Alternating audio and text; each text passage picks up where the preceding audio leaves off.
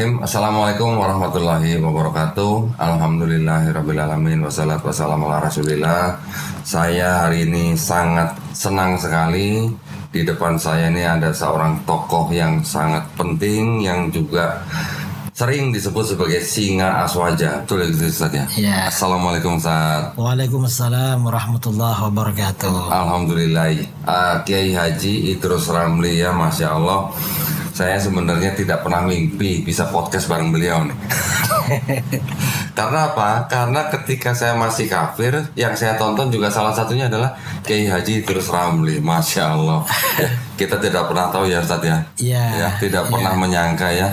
Gak pernah menyangka. Semua hanya izin dari Allah SWT. Takdir dari Allah. Takdir dari Allah. Alhamdulillah. Alhamdulillah. Nah, alhamdulillah ini sudah diizinkan Allah SWT bahwa Kiai Haji Idrus Ramli sedang berdakwah ke Jakarta, ya Ustaz ya. Ya.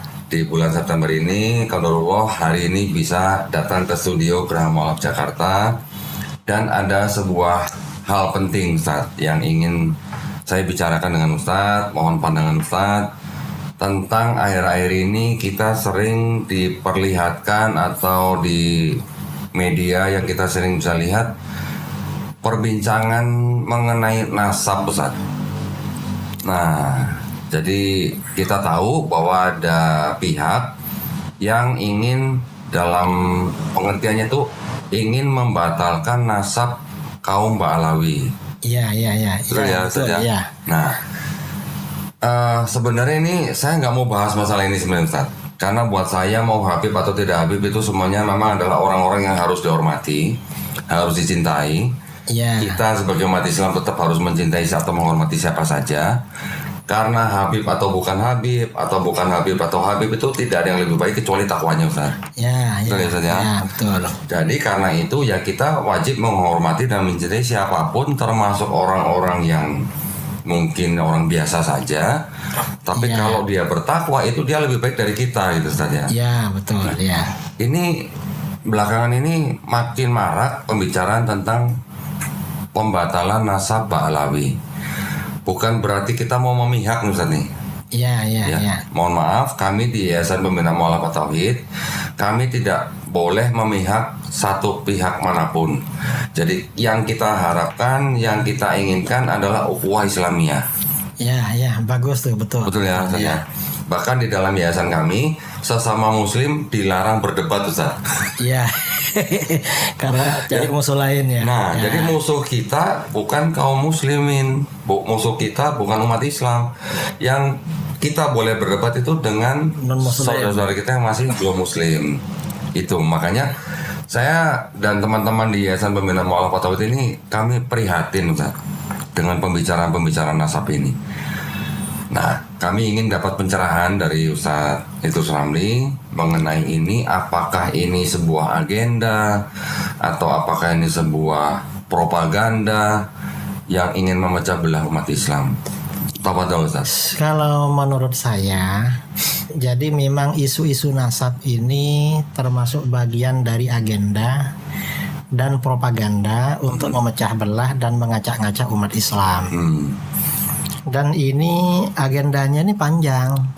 Oh. Hanya sekarang ini bagiannya bagian ini. Oh gitu. Artinya ya ini ada hubungannya dengan kelompok kiri. Kelompok kiri itu artinya ya kelompok liberalisme, pluralisme itu. Dulu agenda panjang ya, kalau kita runut dari awal setelah tahun 80-an atau 90-an, dulu ada isu-isu kontroversi. Boleh enggak ketika hari Natal umat Islam mengucapkan selamat Natal? Sampai populer waktu itu Buya Hamka, almarhum Buya Hamka menolak. Dan itu betul sikap beliau, karena itu fatwa mayoritas ulama. Alhamdulillah. Nah, kemudian setelah itu kelompok kiri ini mengacak-ngacak kesucian Al-Quran. Oh ya. Kesakranan Al-Quran.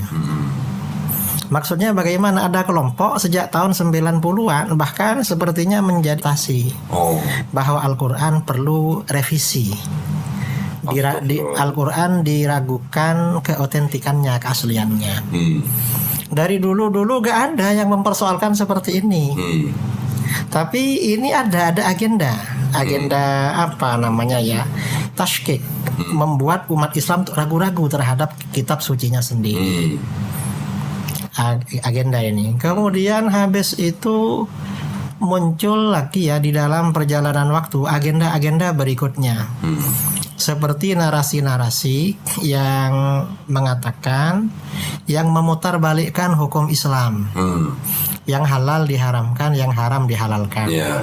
Ini contoh seperti kelompok liberal, ini Muslim juga ya, yang mengharamkan poligami. Oke, terus Poligami dianggap haram. Mereka siapa itu Ustaz? Kok bisa mengharamkan yang di Quran dibolehkan gitu ya? Ya ini ya orang Islam juga lah ya, dan mungkin ya dari keluarga tokoh, dan dulu populer waktu narasi ini muncul populer. Sementara yang haram dihalalkan, seperti LGBT, lesbi, gay, dan seterusnya itu dihalalkan. Jadi dibolak-balik. Ini kan agenda liberalisasi kan. Agenda liberalisasi. Kemudian habis itu muncul agenda pluralisme agama. Semua agama sama. Ya. Loh, kalau semua agama sama, Pak Dondi gak perlu pindah sama Islam kan? Iya, kalau semua agama sama, kenapa mereka nggak masuk Islam aja sekalian gitu Ustaz? Iya. Kan begitu, sudah sama ini. Semua agama sama. Itu ada narasi ini dari Muslim. Narasi-narasi seperti ini. Kemudian habis itu muncul narasi kesetaraan gender. Nah, itu ya. Laki-laki dan perempuan setara. Laki-laki perempuan itu sama. Dan sampai mereka menulis buku itu. Ini agendanya menjelang tahun 2000-an. Sekitar tahun 97, tahun berapa sampai bukunya itu dijual di Gramedia, di mana-mana, bahkan ada yang edisi bahasa Arab. Narasi ini. Ya, untuk mengacak-ngacak sistem keluarga di dalam Islam. Lalu muncul narasi-narasi tentang batasan aurat. Nah, selama ini kita di dalam Islam, aurat perempuan itu seluruh anggota badan kecuali wajah dan telapak tangan. Ya, sudah jelas. Ya, kata kelompok ini ya nggak pakai kerudung nggak apa-apa. Bahkan kalau di pantai pakai bikini termasuk menutup aurat. Itu ya. Ya, jadi memang ini narasi-narasi untuk ngacak-ngacak ajaran Islam. Lalu 2015 muncul narasi anti Arab. Dengan tema Islam Nusantara. Ada narasi rasis ya, kebencian pada Arab. Dan sampai dibilang Arab itu kadrun. Kadal gurun. Itu dari mana istilah kadrun itu? Dari kelompok itu? Ya, dari kelompok itu juga. Dari kelompok-kelompok ini, kadal gurun. Lah padahal kan mereka juga Muslim. Ya itu. Muslim liberal sampai membenci Arab. Padahal Islam ini kan memerangi rasis. Iya, betul. Ketika Rasulullah SAW haji terakhir, haji wada ya. Ceramah beliau yang populer, Ayyuhan nas kullukum min Adam. Hai manusia, kamu semua ini anak cucu Adam. Iya, betul. Artinya satu level. Sama-sama anak cucu Adam. Wa Adam min turab. Kalian harus ingat Adam itu dari tanah. La fadla li arabiyyin ala ajami illa bitaqwa. Seorang Arab tidak lebih utama daripada orang ajami kecuali dengan takwa. Iya, betul. Sampai segitunya, artinya nggak ada rasis. Dan guru-guru kita dulu nggak mengajarkan rasis. Misalnya karena kita lama dijajah Belanda, nggak ada narasi-narasi dari guru kita benci sama bangsa Eropa, sama bangsa Barat, nggak ada.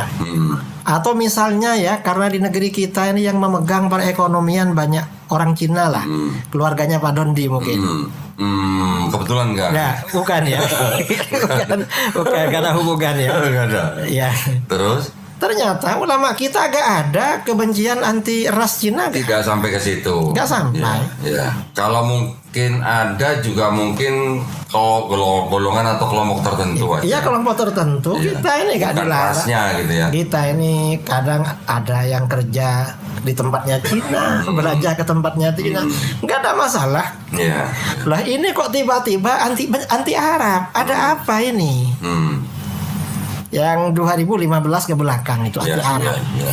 Lalu habis itu ada lagi ya narasi-narasi doa lintas agama. Nah, ya. Ya, kurang gitu. Setelah itu ya, dan ini apa proyek doa lintas agama ini di bawah narasi apa? Moderasi beragama. Lalu setelah itu ada seragam lintas agama, seragam batik ya, ada gambarnya gereja, masjid apa. Habis itu salam lintas agama.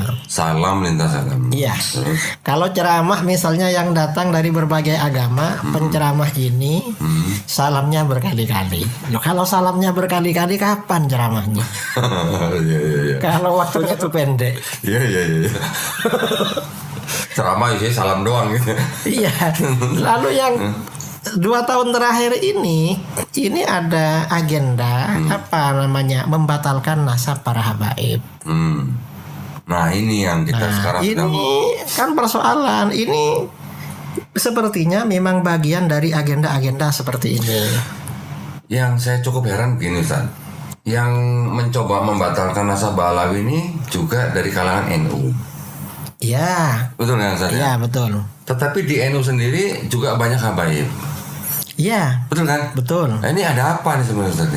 Nah, ini sebenarnya begini, termasuk ini agenda untuk menjauhkan umat Islam dari ajaran Islam. Misalnya narasi anti Arab, benci pada Arab. Nah, ini agenda menjauhkan kita dari sumber Islam. Pertama, Rasulullah SAW itu dari bangsa Arab. Orang Arab, ya. Karena Rasulullah dari bangsa Arab, kita gak boleh benci bangsa Arab. Iya dong. Kecuali kalau personal, misalnya Abu Jahal, Abu Lahab, atau orang Arab yang nakal. Tapi kalau secara ras ya, gak boleh. Dan di dalam agama kita kan dikatakan di dalam hadis, bughdul Arab nifaq.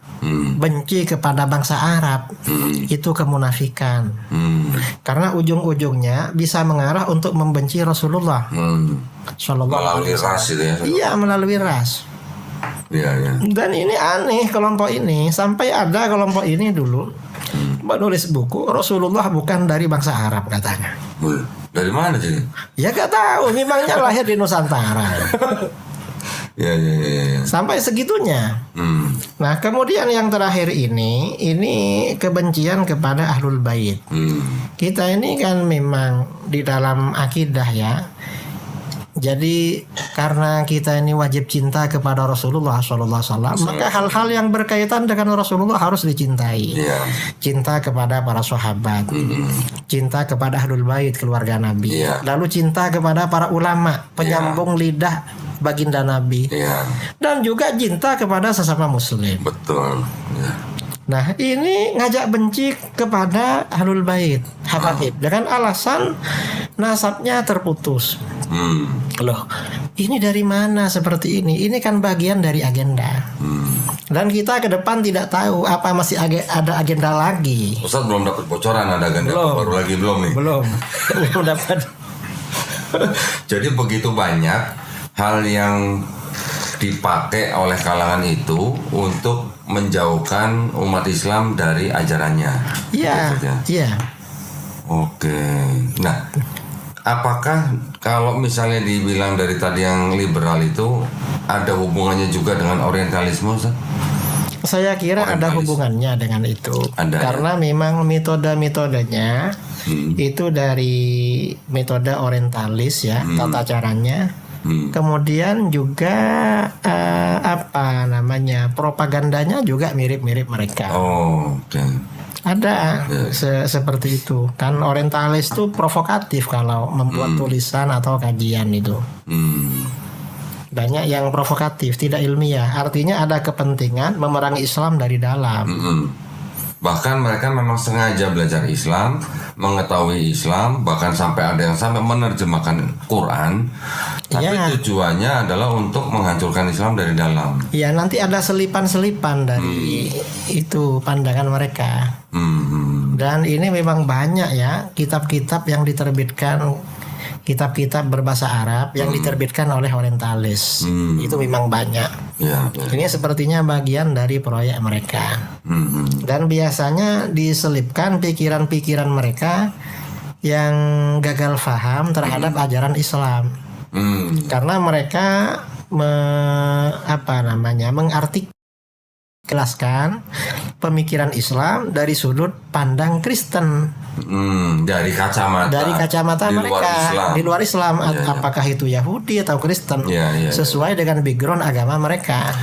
Oke, tapi kalau orientalis ini kan memang ya rata-rata ya latar belakangnya adalah Kristen. Iya. Ya, Pak, ya.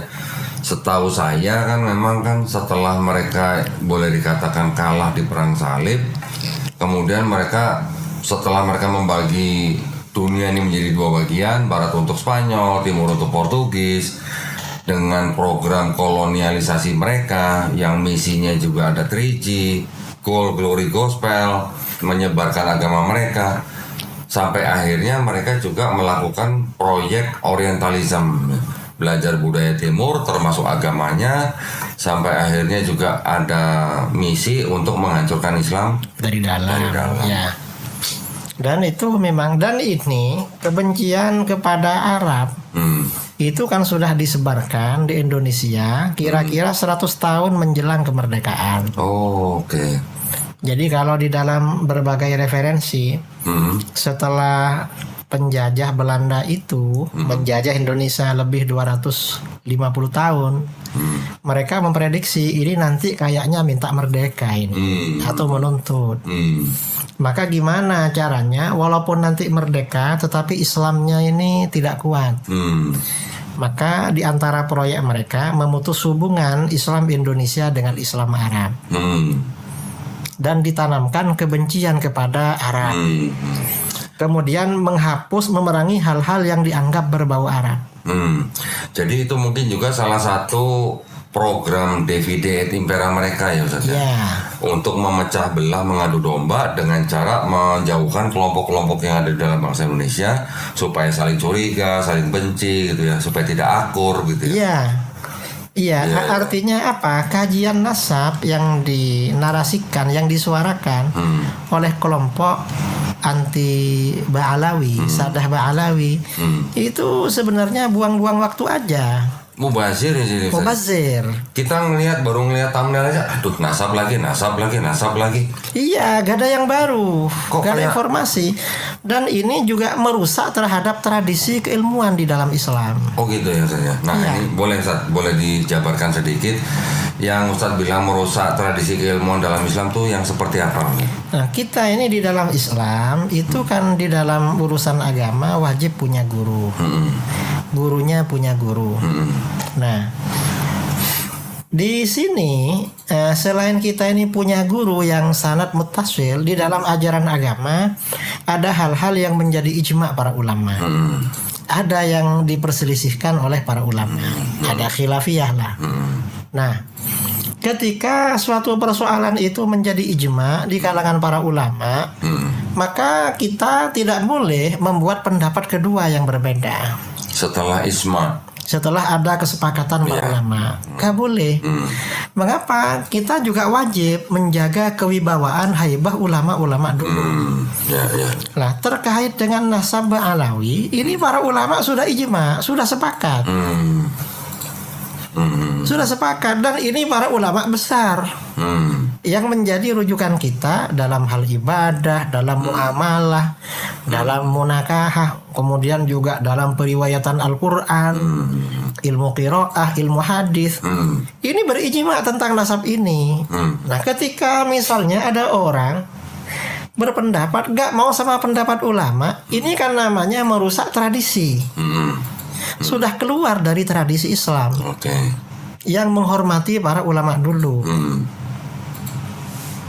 Dan ini melecehkan para ulama dulu, tidak ikut para ulama dulu.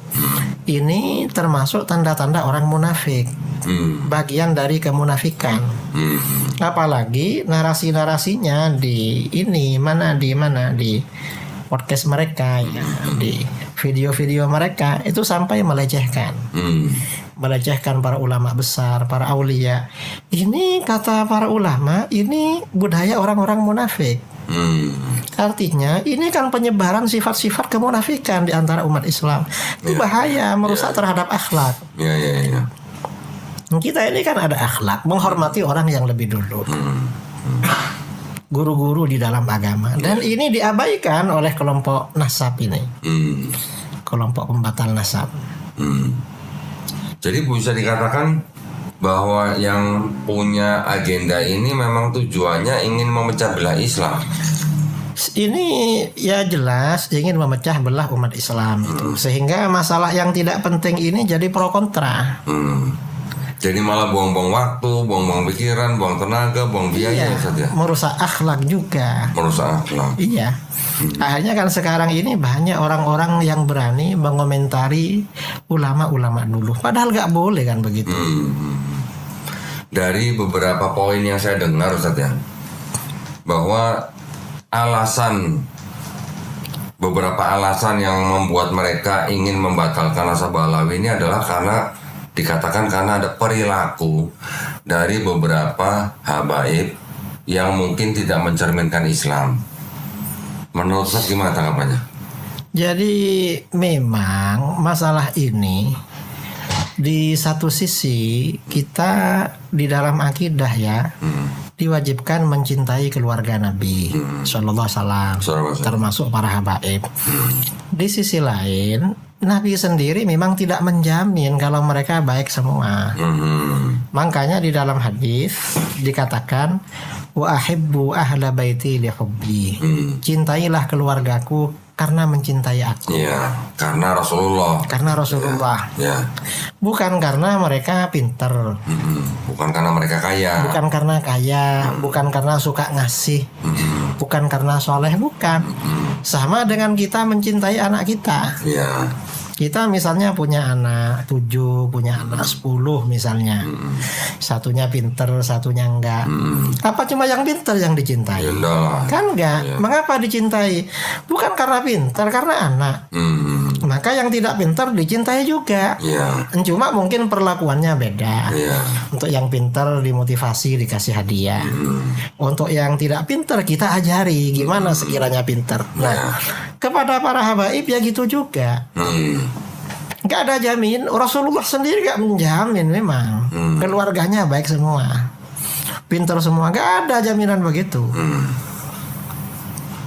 Dan itu memang sudah apa namanya dijelaskan di dalam Al-Quran itu. Kalau sebagian putranya para nabi ada yang baik, ada yang enggak. Iya.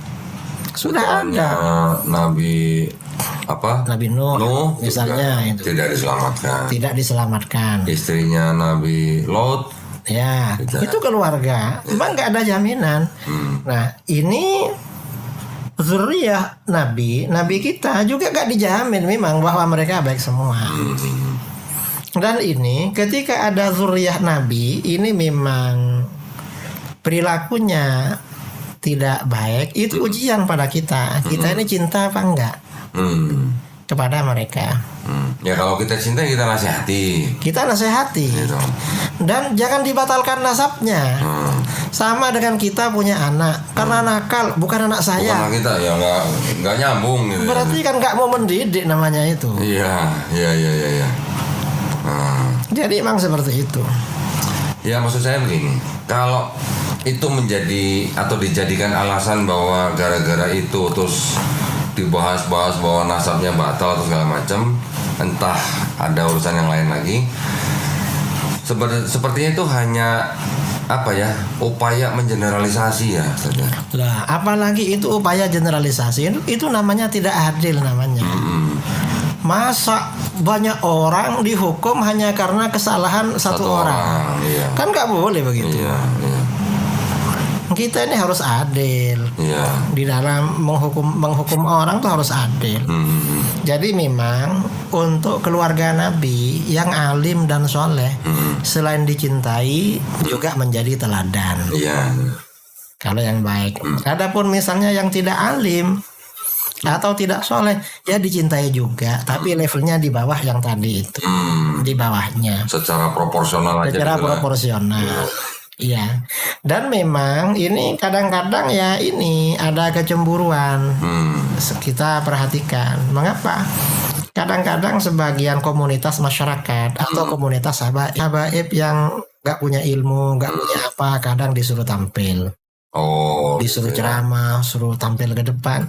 Ini sebenarnya kan nggak betul kan. Oh, oke. Mestinya yang begitu itu habaib yang soleh-soleh yang berilmu begitu. Tetap lah ya kalau yang Iya, tampil ya baiknya yang berilmu gitu. yang berilmu. Jadi memang ada apa namanya sikap yang proporsional. Iya, iya, iya. Kan maksudnya gini, ya walaupun dia Habib, tapi kan ada ulama-ulama kita yang mungkin kita sangat menghormati keilmuannya, ya kan bisa dia yang dipakai untuk negur gitu misalnya. Bisa. Misalnya kelakuannya bisa, tidak ya. baik gitu lah. Iya. Kalau misalnya ada Habib yang salah, mungkin lewat Habib. Yang Atau Habib yang lebih senior. Kalau gitu. kita ini ada kedekatan ya langsung aja. Beb, antum ini zuriyah Rasulullah. Iya. Kita ini wajib cinta sama antum. Ya jangan terlalu nakal lah. Kita ini jangan diuji, Beb. Antum jangan jadi ujian sama kami gitu. Iya, iya, iya. Ya, jangan jadi ujian dong. Biar dia merasa gak enak sendiri gitu ya. Iya, yang agak enak gitu. Tapi gini, Ustaz. Kalau yang Ustadz lihat daripada yang disebut dengan tesis itu, yang ingin membatalkan nasab Balawi itu, menurut Ustadz sendiri, apakah sudah bisa dibilang ilmiah? Saya kira belum ilmiah, tidak memenuhi standar ilmiah. Karena standar ilmiah di dalam Islam itu kan ada dua. In kunta nakilan fasyahah wa in kunta mudda'iyan faddalil. Kalau kamu ini sifatnya itu menukil, mengutip, maka harus sahih. Kutipan itu harus valid. Wa in kunta mudda'iyan faddalil. Kalau kamu menyampaikan opini, menyampaikan pendapat, maka harus ada dalil.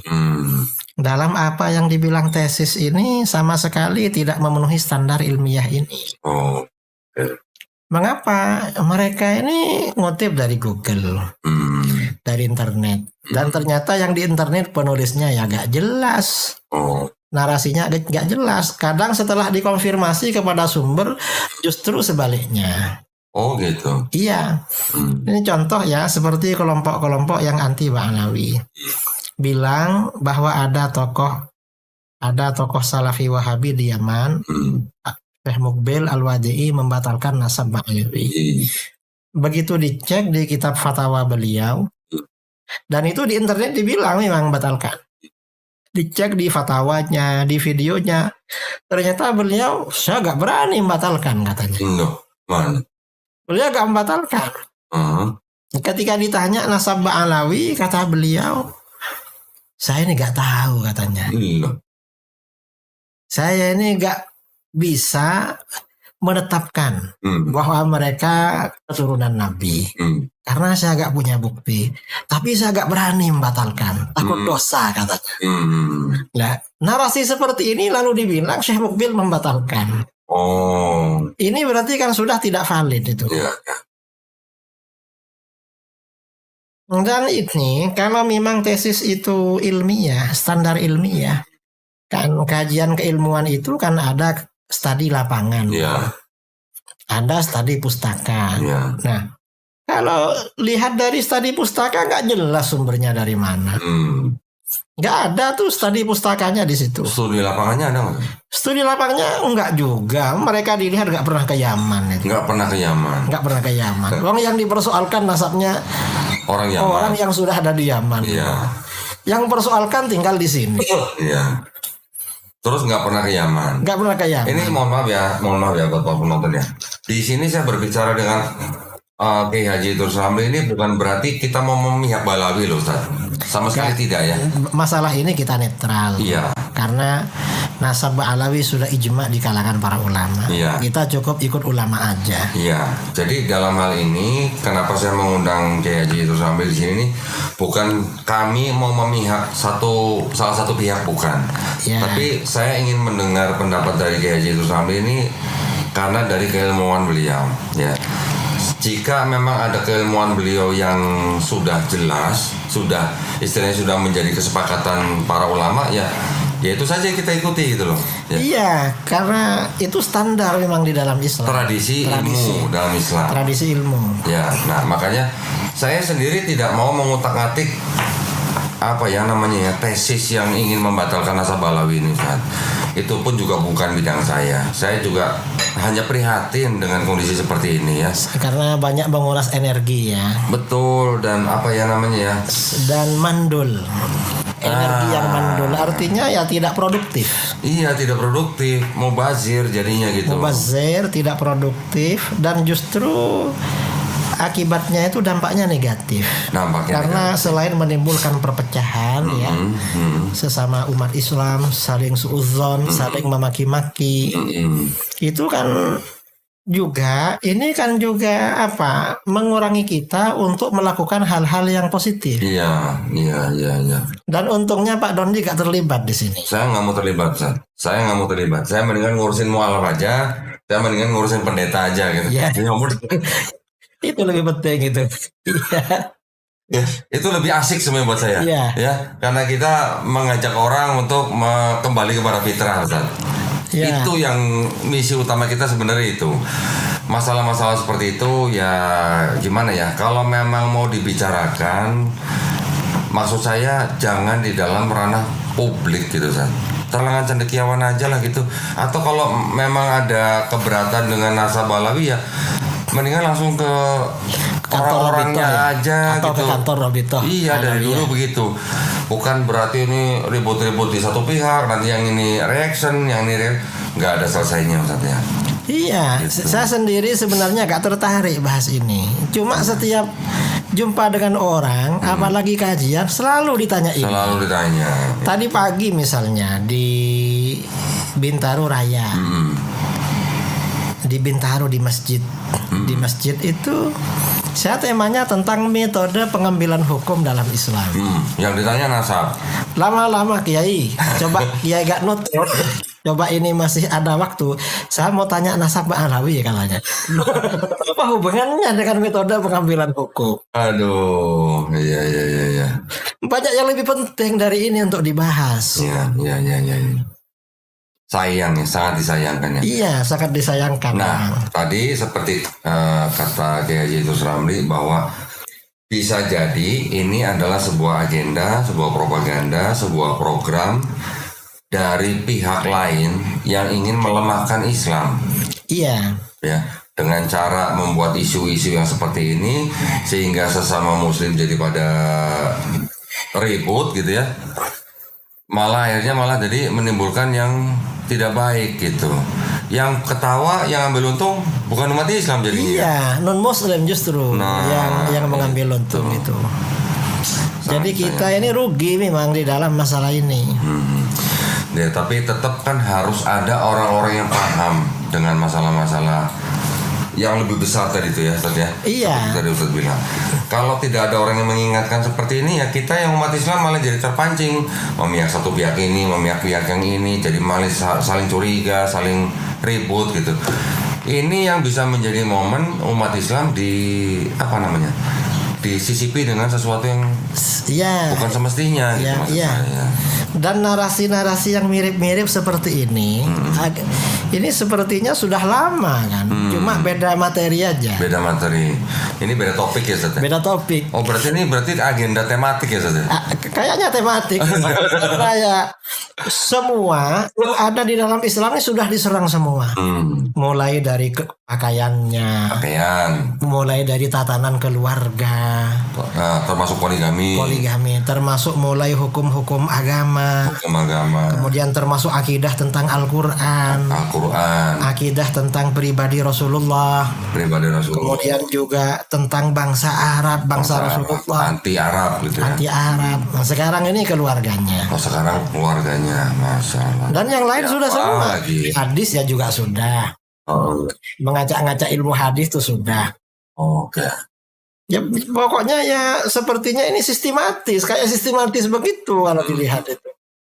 Ini beberapa topik ya Ustaz ya, yang memang mungkin kalau dilempar ke publik itu bisa menjadi sesuatu yang ramai, gitu ya.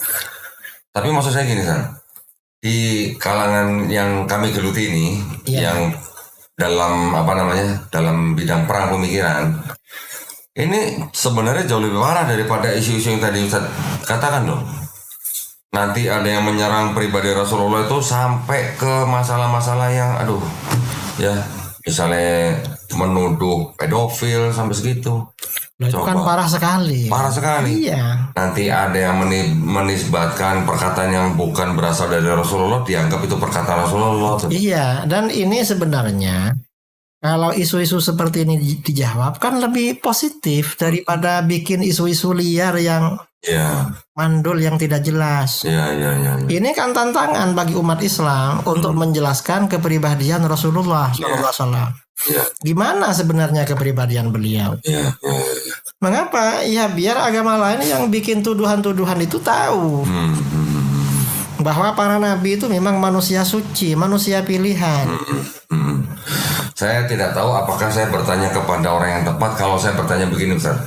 Bagaimana tanggapan pimpinan NU sendiri terhadap anggotanya yang mempermasalahkan tentang nasab ini? Kalau ini Rois Am PBNU Kiai Haji Miftahul Akhyar berkali-kali menegaskan bahwa Nahdlatul Ulama tetap mengikuti para ulama sebelumnya tentang absahan nasab Sadah Ba'alawi dan menolak tesis yang kontra. Menolak. Itu sudah jelas dan videonya banyak di YouTube. Dan pengurus NU ya sudah jelas di dalam masalah ini. Karena Ki Hasyim Asy'ari juga sangat hormat kepada para habaib. Di kitab-kitabnya, di kitab-kitab beliau memuji kepada para habaib. Dan para habaib ini juga boleh dikatakan, saya pernah menonton sebuah video, menjadi bagian yang tidak terpisahkan dari bangsa Indonesia ini dalam merebut kemerdekaan ya. Ya, itu banyak ya mereka yang berperan penting di dalam merebut kemerdekaan.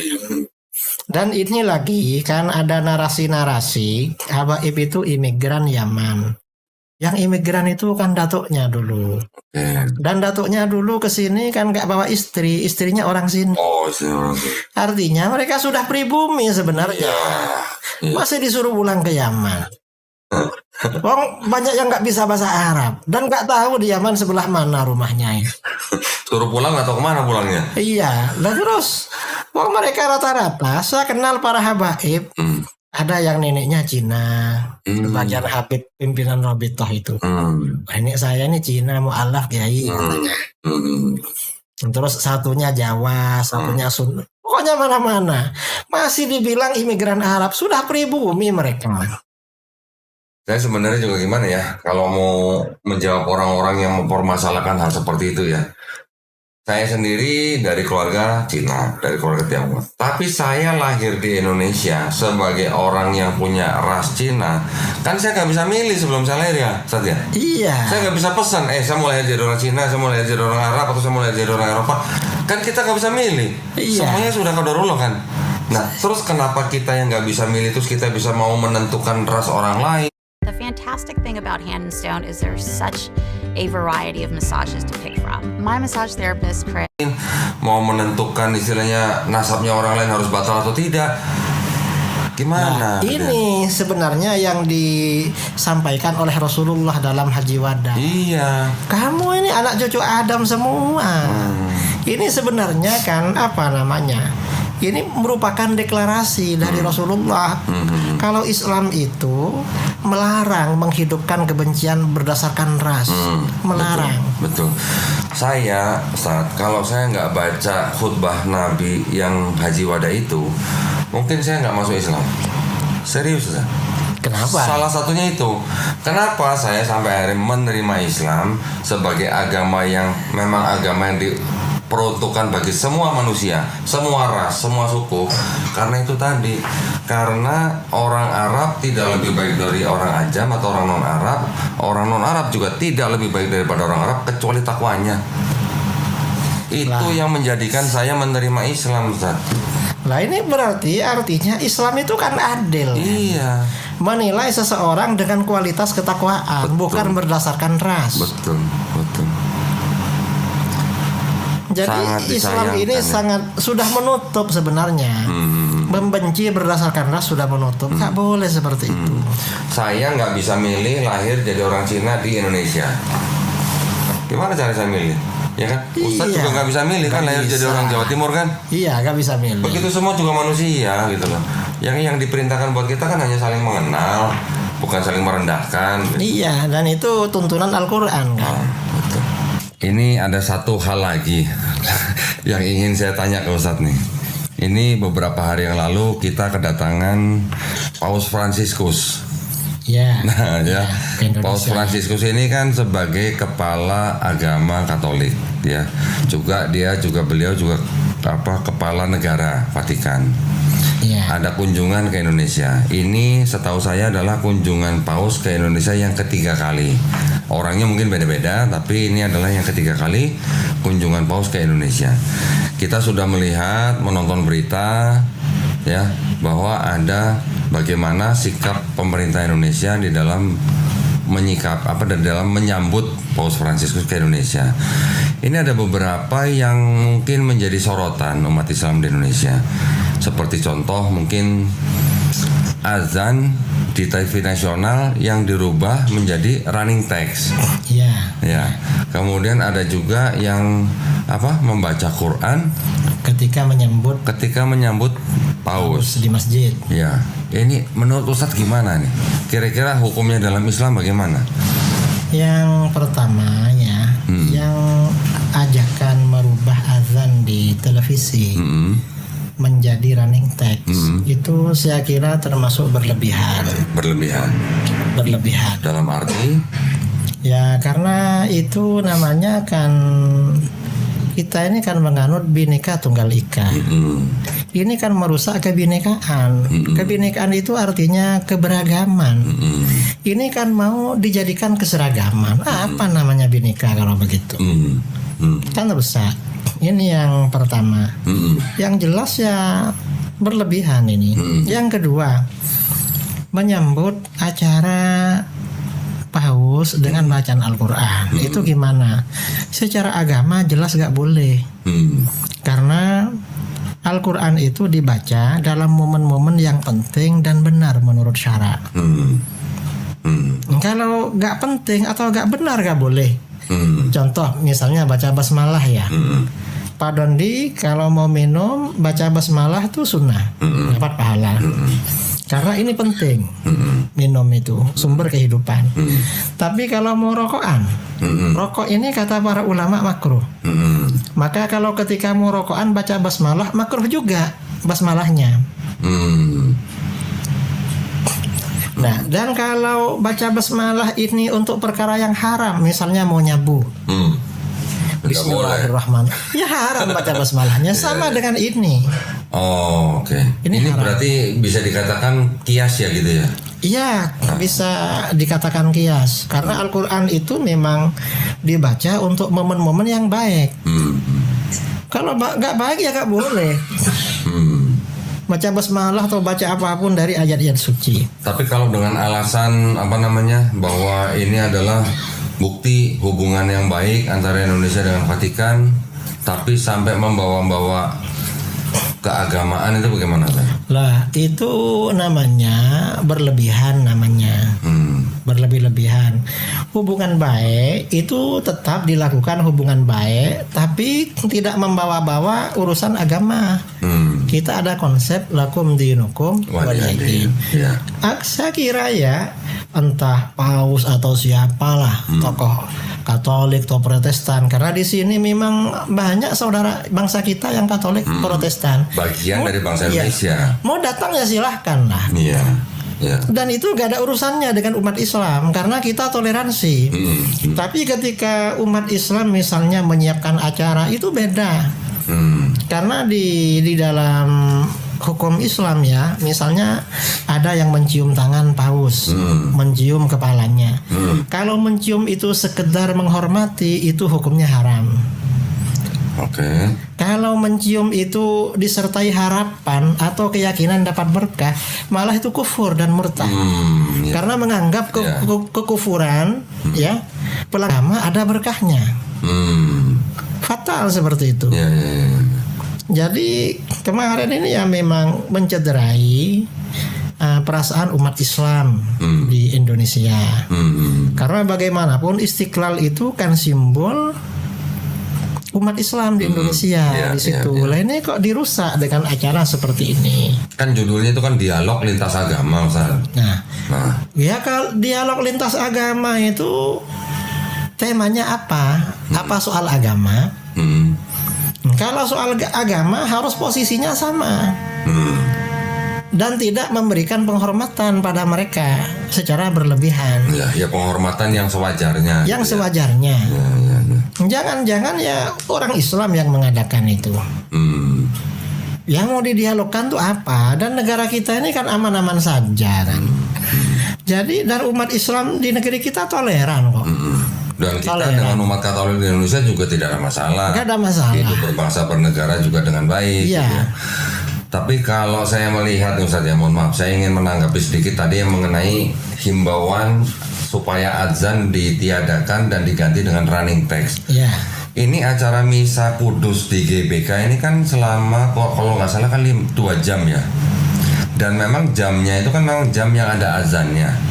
Kenapa tidak memilih acara di luar yang ada jam azannya gitu? Misalnya setelah Isya gitu.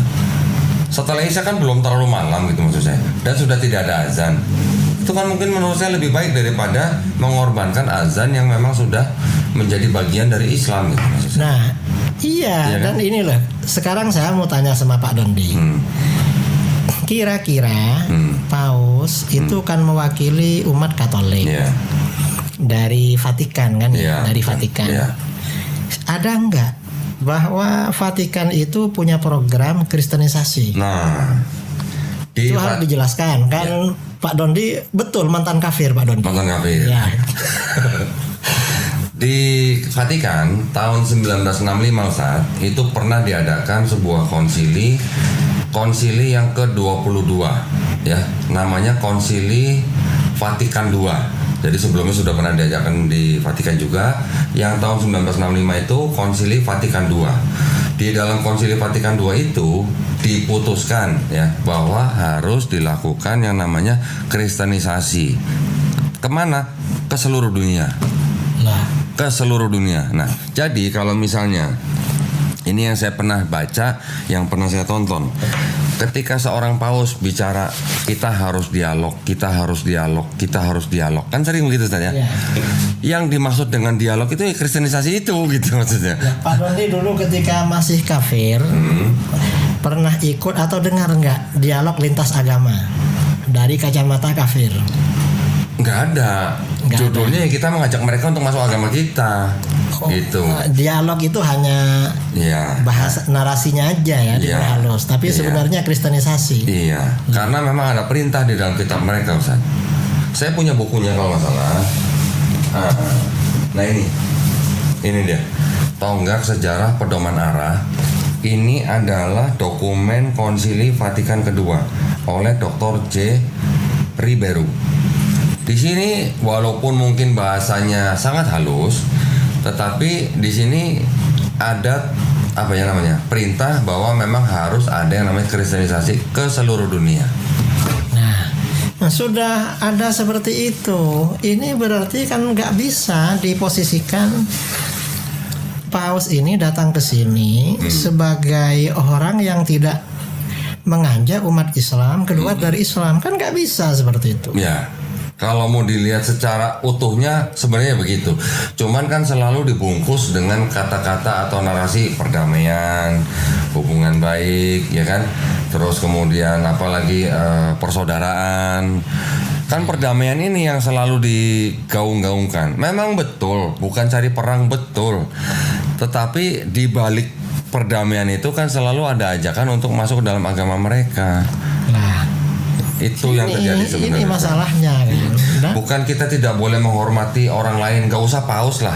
Tukang beca kan kita juga harus hormatin. Ya. Kalau seorang paus, dia sebagai pemimpin agama, sebagai pemimpin negara, jelas harus dihormatin. Pemerintah negara Indonesia juga jelas harus menghormatin. Ketika ada kunjungan ya jelas harus dilayani dengan baik. Tapi maksud saya jangan bawa-bawa agama yang harus dikorbankan gitu. iya, agama Islam jangan dikorbankan. Iya, iya.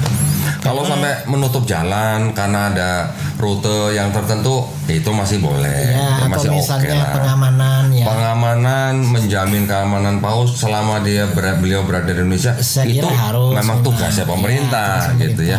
Kan kita juga tidak boleh sampai orang sampai takut ke Indonesia karena Ya. dianggap Indonesia tidak aman. Tidak aman. Itu yang tidak boleh. Cuma agama nggak boleh dikorbankan. Iya, Apalagi kita punya prinsip kebinekaan. betul. Kebinekaan itu kan keberagaman kan. Betul.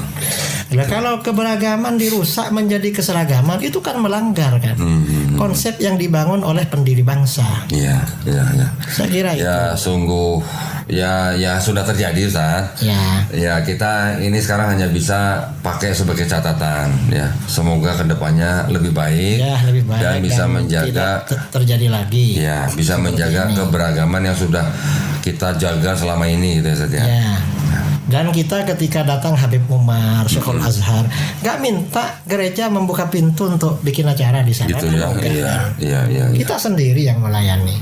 Masya Allah, pelajaran yang kita dapat hari ini dari Kiai Haji Idrus Hamid juga memberikan pesan-pesan nih buat kaum muslimin nih tentang masalah-masalah seperti ini. Tafadhol Ustaz. Jadi artinya umat Islam ya, terutama yang aswaja, warga Nahdien, gak usah terpengaruh dengan narasi-narasi yang anti Habib. Karena ini bagian dari agenda-agenda orang-orang di luar Islam. Kita untuk memecah belah umat Islam, narasi ini. Dan kita mengikuti guru-guru kita, para ulama dulu itu memang mencintai dan mengakui nasab para habaib, Habib Ba'alawi. Bahkan banyak catatan kesejarahan kalau penyebar Islam di Indonesia, Wali Songo itu juga dari keluarga Ba'alawi. Jadi memang satu rumpun para ulama kita yang menyebarkan Islam dengan habaib itu leluhurnya satu rumpun, satu orang. Kita gak perlu mempersoalkan seperti ini dan kita cukup mengikuti guru-guru kita dan ijma ulama. Itu, dan kita ke depan ini ya perlu melakukan hal-hal yang lebih positif. Persatuan umat Islam atau ukhuwah Islamiyah. Jadi jangan ada narasi-narasi lagi. Ya kalau ada ketidakpuasan silahkan datang ke Robito. Kan hari ini kan ada ada acara diskusi kan di kantor Robito. Tanggal 7 kemarin ya Pak? Tanggal 7 kemarin ya. Iya. Sampai sekarang masih. Sekarang masih. Belum selesai. Sepertinya sampai tanggal 10 itu. Oh, sampai tanggal 10. Ya, datangnya aja kalau nggak puas. Seharusnya kan dari awal ya. Iya. Maksudnya kalau memang dari awal ada keberatan tentang itu, ya mendingan datengin aja ke Robito Ya ya. kan setahun lalu ada perdebatan di Kesultanan Banten. Ternyata sebagian pihak yang kontra ini nggak datang malah. Mestinya kan datang lah, biar ini cepat selesai. Ya apa yang mau diselesaikan juga orang, aduh, gimana ya? Nah ya itu nggak datang. Apa memang sengaja nggak mau selesai biar lama gitu Zat? Ya bisa jadi begitu kalau kita pakai logika suudzon. Sebenarnya kan kita nggak boleh suudzon ya Zat ya. Makanya kan lebih baik kan tabayun. Namanya di ajaran Islam kita diajarkan tabayun ya, harusnya dari awal tabayun gitu ya. Iya, dan orang itu kalau punya pandangan, silahkan di dalam Islam punya pendapat apa saja. Nah, orang-orang musyrik itu yang mempersekutukan Allah di Al-Quran ditantang. Qul hatu burhanakum in kuntum shodiqin. Kamu nggak percaya Allah, nggak percaya Islam, mana dalilnya? Buktikan. Itu kan masalah besar kan, disuruh buktikan. Apalagi cuma masalah nasab. Ya kalau punya bukti sampaikan. Kalau benar orang banyak percaya. Ya. Kalau harus berani seperti itu. Ya. Alhamdulillah ya, itu pesan dari Kiai Haji Idrus Ramli buat kita semua. Mudah-mudahan kita semua ini bisa selalu menjaga ukhuwah Islamiyah. Ya. Yo, kalau mau balapan, ayo balapan. Balapan apa? Fastabiqul khairat ya Ustaz ya. Ya. Balapan berbuat kebaikan. Itu yang lebih baik kita lakukan sebagai umat Islam Ustaz ya. Ya. Jadi Kita ajak saudara kita yang belum Islam untuk masuk Islam. Nah itu kita ingetin yang belum Muslim, yuk balik ke fitrah gitu. Iya, kembali ke fitrah. Mau diskusi ayo, mau debat ayo gitu. Kalau gak punya biaya diberikan tiket. Enggak biaya kita modalin. Kita bayarin hotel. Jadi memang itu yang kami lakukan Ustaz. Ya. Ketika kita mau berdiskusi dengan teman-teman pendeta, kita bayarin gedungnya, kita bayarin hotelnya, kita bayarin transportnya, bahkan pulang kita bayarin istilahnya uang keringetnya gitu lah. Ya, biar karena sudah meninggalkan Rumah kegiatan rumah apa ya. Ya, tapi susah nyarinya Pak. Ada nggak teman pendeta Ustaz yang mau susah nyarinya. Susah nyarinya. Nyari pelan-pelan gitu ya. Tapi gini ya, artinya di dalam keilmuan kan kita ya melakukan bidang masing-masing. Ustadz Idrus Ramli ini kan memang pakarnya ya. Ini yang istilahnya bisa mendidik kaum Islam untuk keilmuan tertentu. Saya dan teman-teman yang berhadapan dengan saudara-saudara yang belum Muslim ini saat mohon doanya nih dari Ustaz. Ya, mudah-mudahan diberi kekuatan oleh Amin, Allah, ya. amin. Dan mudah-mudahan saudara kita, bangsa kita yang belum Muslim dapat hidayah dari Amin. masuk Islam, biar masuk surga bareng-bareng. Biar masuk surga bareng-bareng. Ya. Alhamdulillah. Terima kasih banyak Kiai Haji Idrus Ramli atas waktunya bisa mampir ke studio Gramol Jakarta. Dan alhamdulillah pesan-pesan beliau adem ya, sangat adem. Mari kita menjaga ukhuwah Islamiyah. Kalau kita tidak bersatu, umat Islam akan mudah dihancurkan ya. Apalagi Indonesia yang masih berpenduduk Islam terbesar di dunia. Saya nggak tahu udah disalip sama Pakistan apa belum nih. Tapi kita adalah sebuah negara yang Masya Allah penduduk Islam itu sangat-sangat banyak ya. Nah, jadi makanya kita harus menjaga persatuan supaya kita tidak mudah dipecah belah. Terima kasih banyak sekali lagi buat Kiai Haji Idrus Ramli. Jazakallah khairan katsiran. Mudah-mudahan kita semua dilindungi dan dirahmati Allah Subhanahu wa taala ya. Amin.